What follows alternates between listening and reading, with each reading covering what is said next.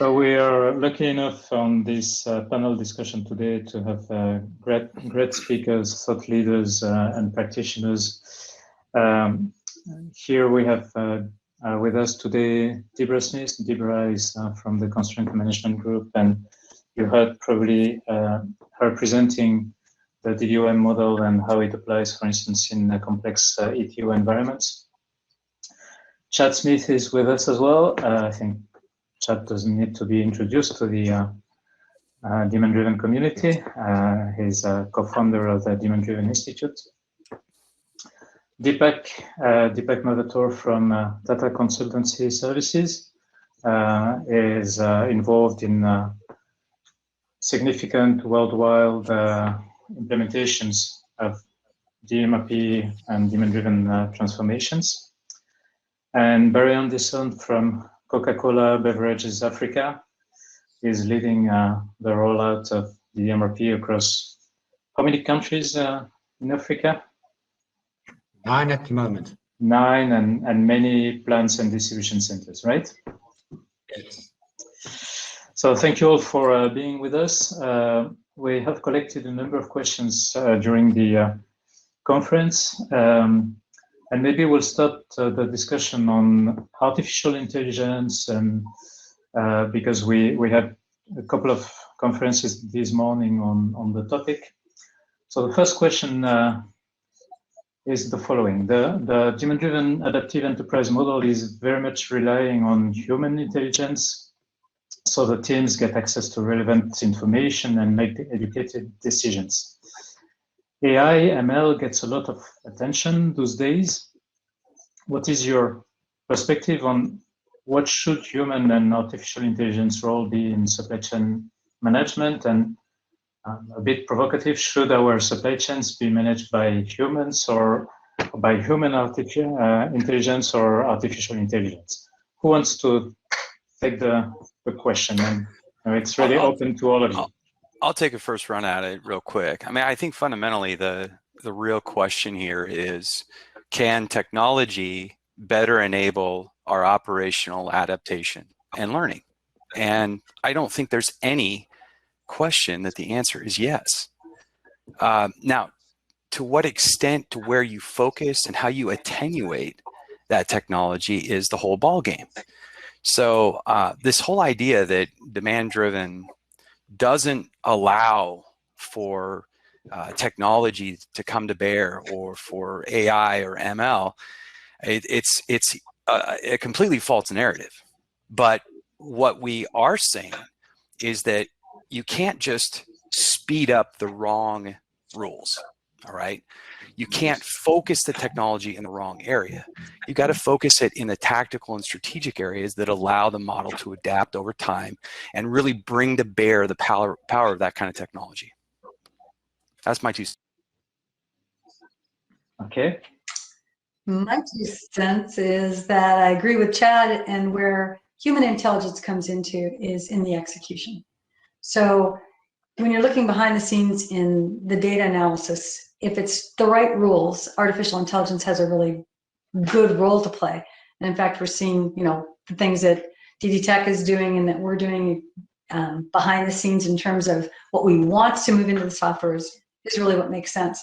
But the thoughtware portion of demand-driven is not going to change. At the end of the day, somebody has to prioritize what is the strategy, make people come together, reconcile across the environments, and that requires people making decisions. Relevant information can still have artificial intelligence adding to the right mix, as long as they use the right rules. Any other insights on this human versus artificial intelligence question? So if I add a couple of thoughts of taking the entire supply chain into the picture, the answer is absolutely yes. I know Erik always fancies this idea of, if the aeroplanes can drive, why cannot the supply chain be, right? While it may not be as simple as that, but I am definitely a fan of what I believe as self-healing, self-automated supply chain. It does not mean that the people like us who are the practitioners are not going to have a say. Certainly you're going to have a say where we can look into those insights that AI and ML can do much better than human mind, and then decide how you're going to adapt it, right? That way we can focus on the things that where we need to focus on, and rather than trying to figure out a lot of those noise that gets generated. So from that perspective, it's not a question of if, it's just a question of when. And within our own company, TCS, we are working with various clients where we are, trying to move in that the conversation in that direction. So absolutely, just a matter of few years where we are going to see AI and ML doing a lot more than what it is doing today. So that question that is not that was not collected during the conference, but aren't you afraid that there may be a black box effect with artificial intelligence that may not be easy to cope with in the DOM model? What are your thoughts? No, I am not afraid, right? Because any of those artificial intelligence or an ML is an output of how we want to structure it, right? And I definitely would urge everybody not to worry about some kind of a science fiction scenario where something is going to come and take over. Not that, right? So certainly, if we are smart, the things we can only tell the algorithms what it should learn. We cannot tell how it should learn. So when it learns and then comes back, still, I think Debra made a point. Our value is going to make sure that we execute it. So certainly we should be able to apply our discretion, and we are going to learn along the way, right? Because sometimes the AI is also going to give you a correlation, not necessarily a causation. That's where it's going to be an evolution, but I don't see that getting out of control. Okay. Yeah, I don't think Bernard, it's going to. I think the users are going to be the final arbiter on this at the end of the day anyway, because if they don't buy in, it's not going to go anywhere. We've seen with other black box solutions that if they don't trust it, they don't understand it, it's not going to work. And we've seen that the supply chain community is a very conservative buyer mindset. As I've always said, it's not like going from MySpace to Facebook over the weekend. It's a casual decision you're making here. So I think it's going to be all about ourselves and any other vendors in the industry earning that trust, right? Doing it in a manner that makes sense and is intuitive and is seen as beneficial. I still think there'll be some change management discussions to have on that front, but I certainly think it's something we'll all have to earn as technology providers. I'll just kind of throw something in here too, since you said the magic black box word. One of the reasons we did what we did in the articulation of DDMRP was that when you interact with planners and buyers, if something is not transparent, they don't trust it, especially when it produces things that are not intuitive for them. So I think to some extent, in trying to be transparent and make sure that everybody understands how things are supposed to work, somehow everyone got the impression that we're supposed to do calculations by hand every day or something like that. Okay, so no, the whole intention here was to generate transparency so that people could understand what is happening under the hood. They could say, okay, here's inputs. I expect these outputs. Yes, that's consistent with my understanding of it. Okay, so once again, my 2 cents. I agree from a practitioner point of view. The magic word is trust. If you don't trust the output, it's never going to buy. The user will not adopt it. We'll be back with Excel spreadsheets, spending a lot of money on nice tools and working on the back of the cigarette box to confirm that the numbers are right. So it's all about trust. There has to be a balance between the two, and I think there's scope for both. The human intelligence will prevail, but definitely there's room for artificial intelligence. The size of data has just become too big to chat for certain calculations by hand. It just becomes impractical.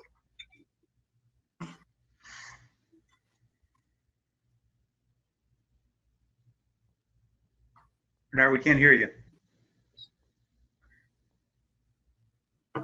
You're on mute still, it looks like. Okay, he may be having some issues. I'll jump in here for a minute, okay? So next question, and we'll take this to the whole panel here.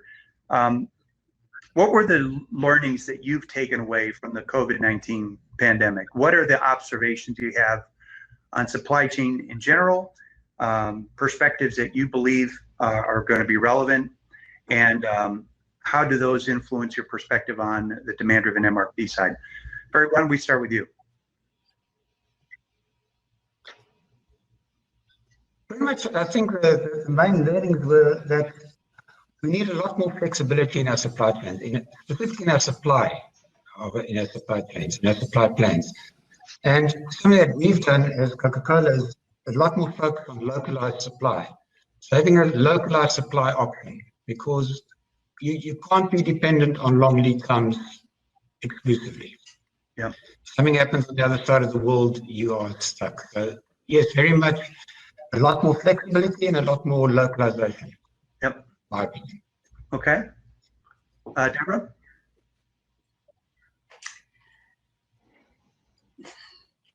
For me, it's not about DDMRP, it's about the whole supply chain. So I think it's made everybody relook at where they get things. And exactly what you said, it's about flexibility, but it's that ability to adapt and take a look at where the variation's coming from. So us personally, it's forced us to really change how we deliver demand-driven. So we've revamped all of our education material. Everything is online. We've made it very, very fast and easy to deal with people rather than being there. You get lazy being there because you have a chance to correct them, talk to them, fix it. When you have to be focused and people only have an attention span for a shorter amount of time and everybody's spread out, you've got to put things in very good sound bites that make very good order. So for us, it's changed dramatically in a good way, and I don't see anybody going back.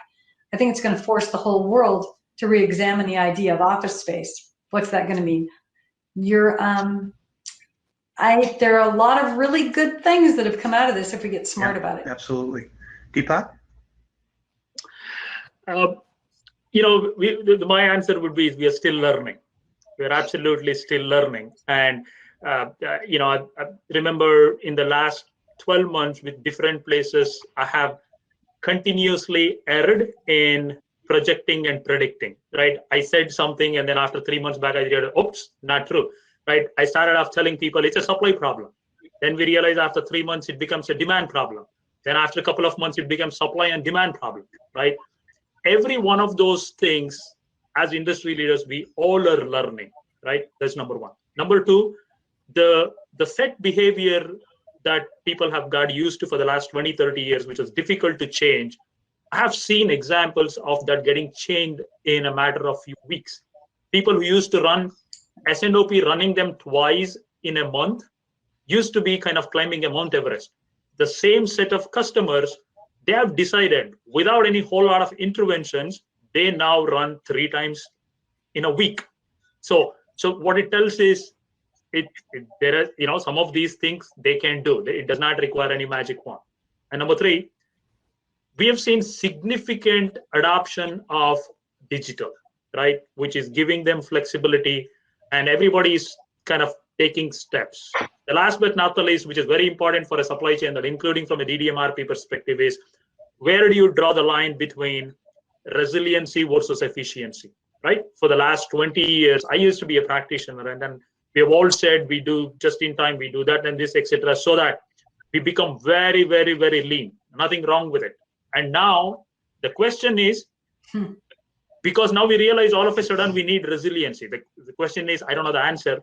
Resiliency and efficiency, can it coexist? Is there some kind of a happy balancing? Hopefully we will find out. Yeah. Chad, anything to add on the COVID front? Well, I guess I'm going to be the jerk that says, I told you so. And that is that if you go back to the very beginning of what we were warning about with regard to conventional schemas, meaning the MPS to MRP schema, given the fact that supply chains had elongated, customer tolerance times have shrunk, it placed supply chains in a very tenuous position. And the pandemic absolutely broke them. It made them incredibly brittle. Now, there were some industries that were able to benefit from the pandemic, and primarily consumer products companies. Whatever they make, they can sell. It's like they became Apple all over again, right? But I think for a lot of industries that were primarily batch processors that were just running to cost and pushing, what you saw was a huge train wreck, a massive train wreck. I know personally a couple of very large companies that may not survive that train wreck. So, you know, the learning here, from my perspective, is I think it has created a very unique situation for executives to take a step back and understand, or try to understand, is there a different way to run a business? Is there a different way to shape a model that can be more resilient?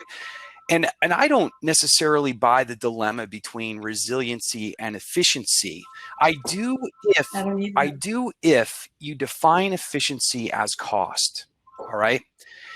I don't when you say efficiency in terms of total systemic efficiency, and that comes from flow. There does not have to be a dilemma. So what we have to try to do is educate people to learn the difference between utilization-based efficiency at a discrete level versus a systemic efficiency that's based on flow. If we can make that bridge, we can bring resiliency and efficiency together. Yep. My clients did not suffer. Yeah, my clients didn't suffer in COVID-19. And I'll tell you, I have had more interest. We've done more implementations this year. We're stretched beyond because of exactly what Chad's saying, people realizing that to be adaptive makes you flexible. And efficiency all comes down to being that core scarce resource. So Debra, I was going to follow on question Chad's comments, because I think they feed right in, you know, your focus on metrics and kind of the bridge between the financial measurements and financial strategies in a given company. Talk about how companies can revise their KPIs and really learn what Chad was just talking about, that there doesn't necessarily need to be this combat between efficiency, flow, resiliency, and things like that. There is no conflict. There's no conflict in reality, okay? What we do is we make an artificial construct. So it's our minds that are broken. We make assumptions about how to manage that are totally flawed. And we've been talking about this for 20 years, and demand-driven performance is all about that. If you think you know how to manage an environment, and that environment, let's say I know how to train a dog, and I think I know how to train a snake because I know a dog, not the same animal. Once you move to a different animal, you have to have a different method of how you're going to manage that animal. And we've been managing poorly for years, putting everybody into a place where you think it's the normal. Once that normal, that new normal is defined, everybody's in the same platform. So what you really need to do is, you've got to end that cost efficiency struggle against making good decisions from relevant that cost mentality. That's what took us to these long extended supply chains and moving overseas. So there is another disruption happening at this time, which is a worldwide shortage of semiconductors and electronics. So probably that results from the same logic where that moved a lot of manufacturing of semiconductors to Asia. Now, how is the demand-driven operating model helping the companies dealing with this situation when companies are typically not able to be really demand-driven because they can manufacture only what they receive when there are scarcity situations? They can be demand-driven, Bernard. They just can't be DDMRP driven. Okay, you can be DDMRP driven, but you're going to get an allocation. And we saw this coming with Intel about 4 years ago. The cost, I mean, we did a very deep demand-driven workshop with a division of Intel that makes semiconductors. and they've offshored them in Asia. To bring up, they don't own them, but they basically own the contract plants because they fill about 50% of the stuff, but they push the investment offshore. They know that to bring up a new plant is billions and billions of dollars. So they wait, and they like it this way because then they can drive the prices up. Then there comes a certain point where everybody invests, and then they're cheap again, and then you're all, so it's this flood starve that's happening. But the only way that you're going to manage this is to get a very clear idea on what's the prioritized share of those scarce resources of what you do get. How and what are you going to use to build them? What's the product they're going to go into that's going to make you the most money? And then you've got to really step into that side that is demand-driven S&OP. And if you don't have that, you're not going to make good decisions. I would just say that any system limit, okay, about what it can withstand. I think when it comes to DDMRP, you only have so much bandwidth or so much variability that can hit it.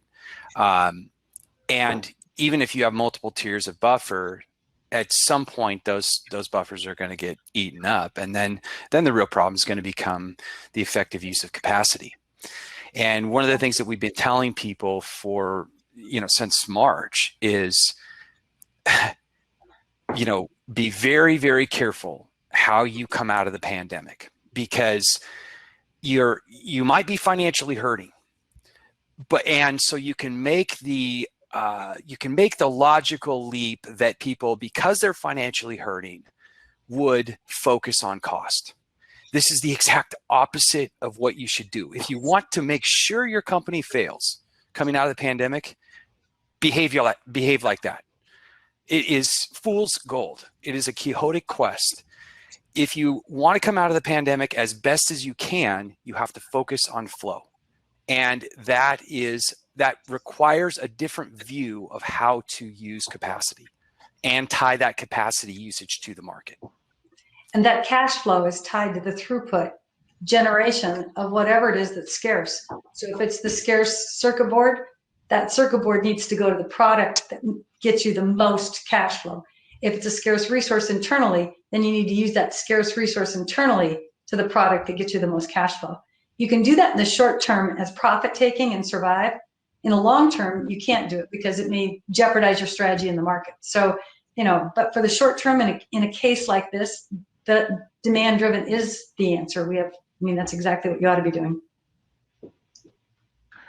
Thank you. We had a few questions regarding metrics, and maybe I will ask the question to Barry. What are the metrics you've been following on your DDMRP rollout, and what are you focusing the attention of the teams to? Okay. Being a fast-moving consumer goods business, our primary metric is customer service. So it's on time and full delivery, and that's our be-all and end-all. And where we, with the MRP, contribute to that is the in-full portion, the out-of-stock portion. So it's a very big focus on ensuring that we have stock available pretty much all the time, everywhere. And that's our single big challenge. Your point, that's also how we see if we really demand driven, because it comes through very quickly. If you're not satisfying your customer on the one hand, you're out of stock. Or on the flip side of that, if you're sitting with redundancy or expiries and surplus, those are the two extremes. And as soon as we find ourselves in either of those positions, and sometimes in both of those positions with different SKUs, we know we're missing the boat. So yes, for us, our primary metric is customer service. Any other insights on metrics as part of an implementation, maybe Deepak? I mean, from a metrics perspective, I don't think there is anything unique for the kind of a DDMRP implementation, right? Like if you take, put yourself as the person who is responsible for the entire supply chain. He wants to make sure that he meets that fulfillment capability that he has, or promise that he has given, with the most optimum level of investment that he needs to have. You can read that as the money that he's going to put in his inventory, all sorts of inventory, right? So that has been the KPI, and that, in my view, that should be the KPI. That means, will you be able to meet what you promised to the customer? Not worry about whether your forecast was accurate or not. And can you do that in the most optimum way? Optimum does not equal to making your inventory zero or making your inventory to something else. It should be the right mix that is going to give you both those parameters, or at least that is what I recommend to my clients. What we've seen in a couple of clients is that as they came out of the lockdown period, their business started accelerated. Erik Lindstrom talked about this yesterday at Active. And it really wasn't appropriate to focus on inventory levels, more important to focus on inventory days supply, because that's more of a velocity-oriented measurement. And while they saw increases in inventory, it was because they were catching up with the increased demand. They were actually seeing that their days supply were going down. So you don't want to get fooled by looking at the wrong numbers, right? Because you're going to have different scenarios playing out. And I think as we talked about, it's about flow, and it's looking at velocity and really making sure you're monitoring the right signals there. So the key really is, ROI is ROI. It is just a very simple math formula. But the key is, how do you translate that into, I take an action that I know is going to connect, my execution is going to connect to the tactic that's going to connect to the strategy that maximizes ROI.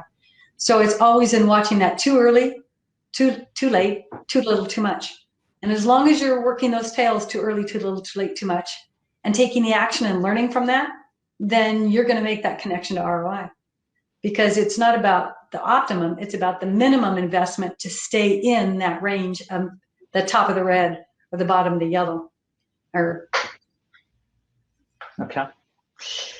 We have several questions that are pretty recurring, which are related to, how can I know my company is a good fit for a demand-driven adaptive model? And is the demand-driven adaptive enterprise model okay for a make-to-order, make-to-stock engineering to order company? And are there any industries that just you cannot apply those principles to? I just look at my client list, just look at what I did this morning.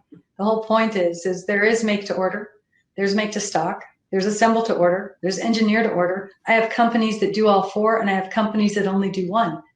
You're going to have a different demand-driven operating model, but it's about the right rules and tools to manage anything that takes information, transforms it into something that becomes a product that I get, or a project I get cash for. Those rules involve human behavior and the way basic economics and physics work. So there isn't, we have every industry and 30 different ERP platforms that we've tied to over the years. So the question is get the right model design, but it doesn't matter what it is or how you're structured, they all fit. We get this question all the time at the Demand Driven Institute. Our contact form, we should just have a separate contact form, a little drop down that says, it just auto fills the question. Where doesn't it work, right? Artificial intelligence would help you, Chad. Yeah, I think basically. And normally when it gets passed to me, I just kind of go, again. But I have a copy and paste, thing that I can do. It's real simple. It's really simple. Okay. It's not going to bring you value if your business does not experience variability, number one. If your cumulative lead time is the same as your customer tolerance time, then okay, run MRP. It's going to be great for you. All right. If those things don't apply to you, then you have to kind of say, well, maybe we should explore some of this stuff. I think that's going to cover, 99% of companies out there. Yeah, if you've got infinite flexibility and can respond to anything that comes in the door, then you don't need this. Right. And I hate to be the, I hate to be the guy that, that they say, oh, it doesn't matter what the question is. The answer is only, demand driven. But I'm going to say that we have a different world today than what we had 40 and 50 years ago when all of these conventional schemas and rules were laid down. It's apples to oranges. So are some of those things still relevant? Absolutely they are.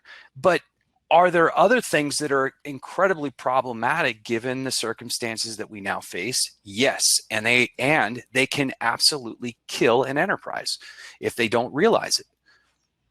And I think that's goes back to everybody wants the Swiss Army knife, one solution fits every scenario. And I think as you both all talked about, it's about the application. It's about using the right tool for the right job in the right way.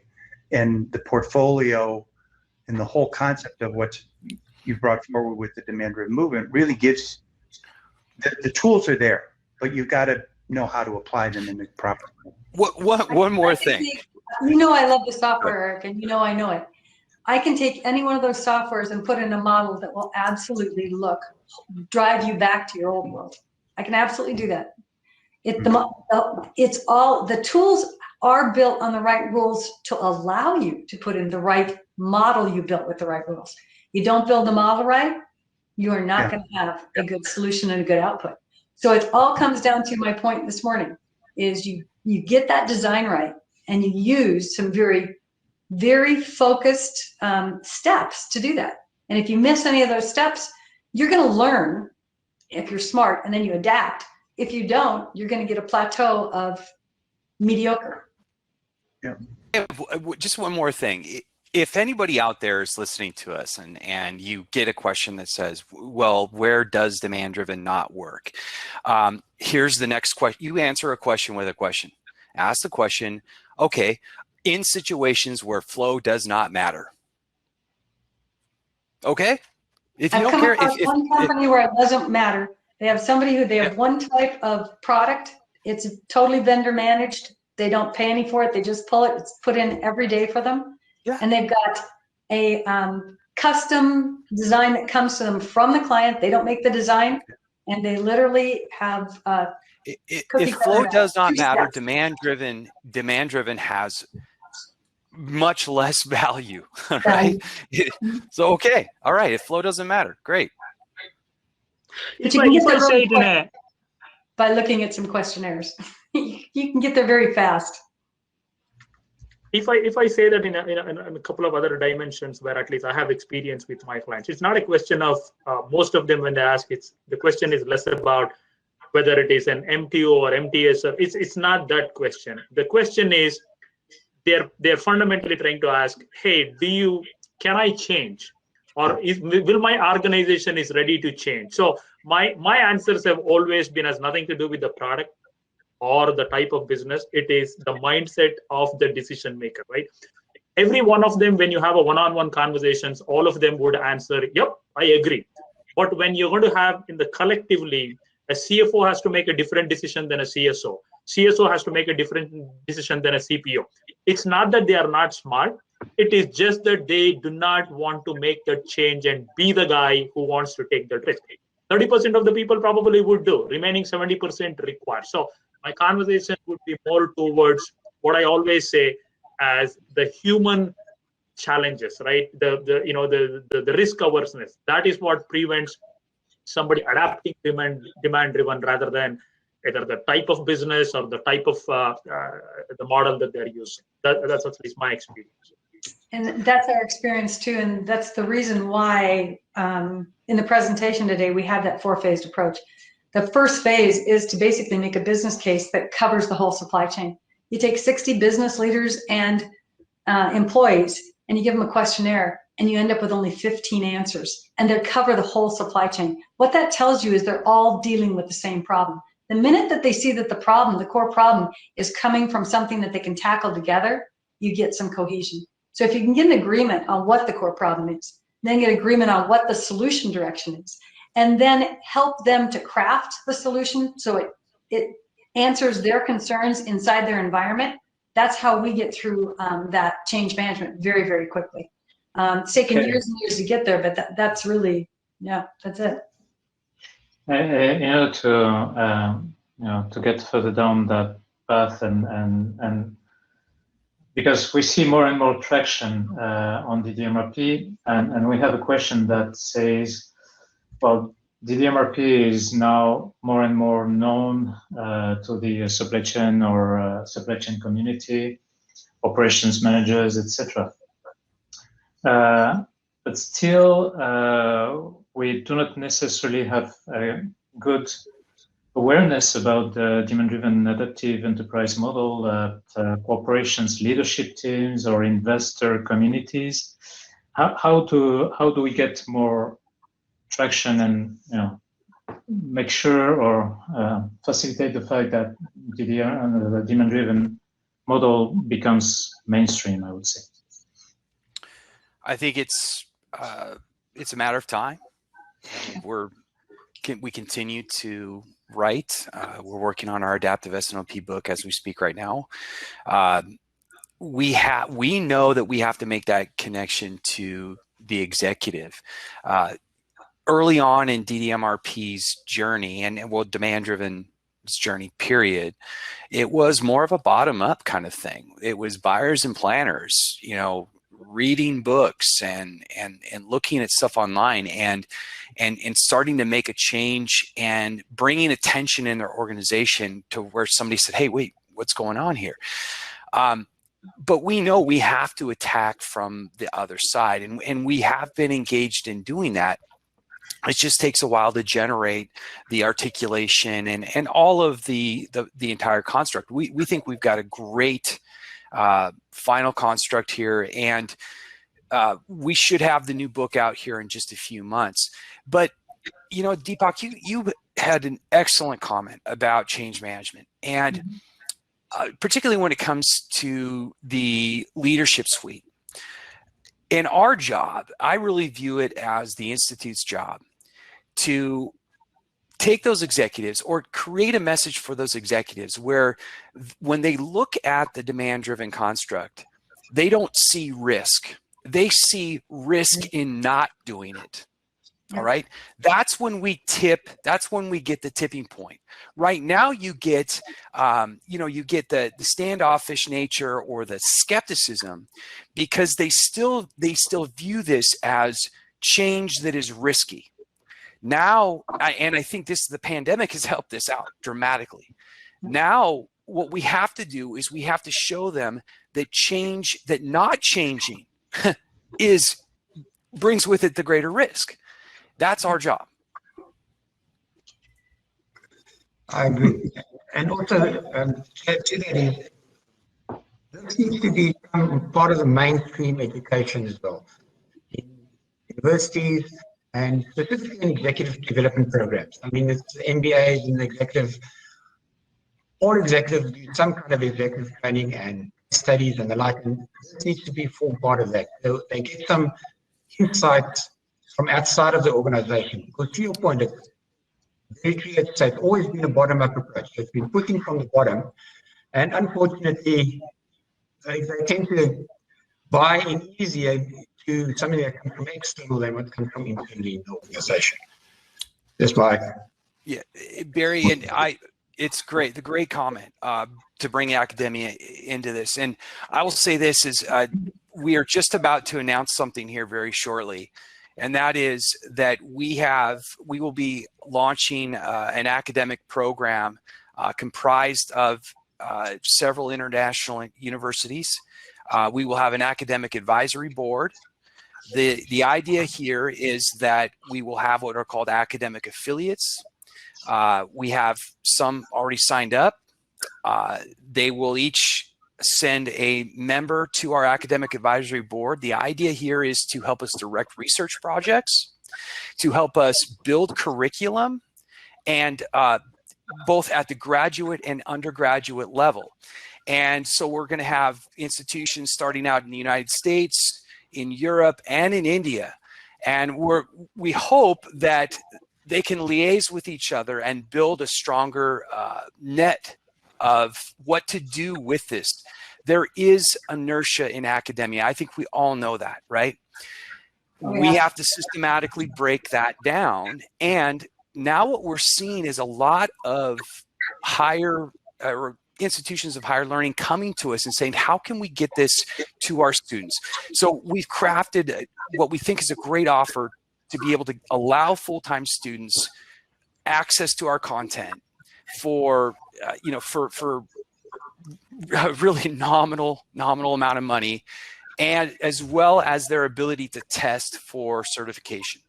So we know that we have to build also from the bottom up, because when those kids graduate, we want them going, okay, where's the DDMRP system, or where's the DDS&OP system?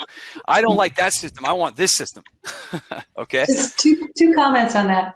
If you go back and look at the first book, it was a grant study because I went to teaching because I couldn't get the Clorox company, who I was director of finance for, to pay for me to go to the Gold Red Institute because I was so fascinated with the gold. That first book came out of it. Next book came out of Apex. I was still teaching. Developed curriculum, got professors involved.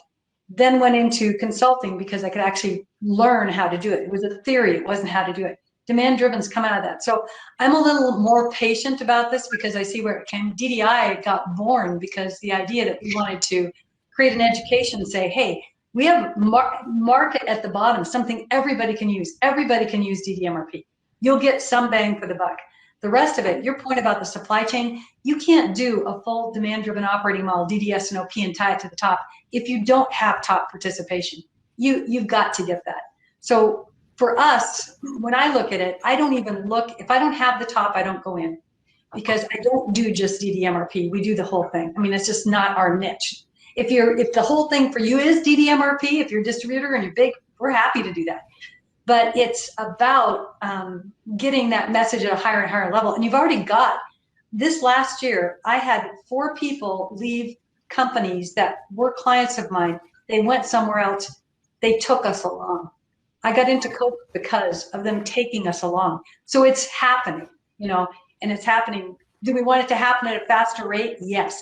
But the cool thing is the education is there, and the materials, the things I was sharing with you today. The ability to make a full demand-driven operating model is not easy, but it isn't hard if you follow the right process, the right path, and the right rules. So, and it's there, and DDI is doing an awesome job of getting everybody to understand that. If you get the right rules, the tools, and then you have good education material, then those metrics are critical. You've got to end that efficiency cost fight. And the way to do that is to get those metrics where people can see them and get the idea about where does forecast belong and where does cost world belong, out looking at a projected cost. And then I'm looking at an investment. I'm not making it a product cost. So we're getting there. There was a specific question related to that because earlier on this conference, on the first day, we had a demo of forecasting software that is partnering with DDTech. So what is your perspective on how the forecasting process should be embedded? We use forecast. We just don't use it to drive making something. Okay. We use forecast to size those buffers. And there are environments where I have a client who buys something that's rare.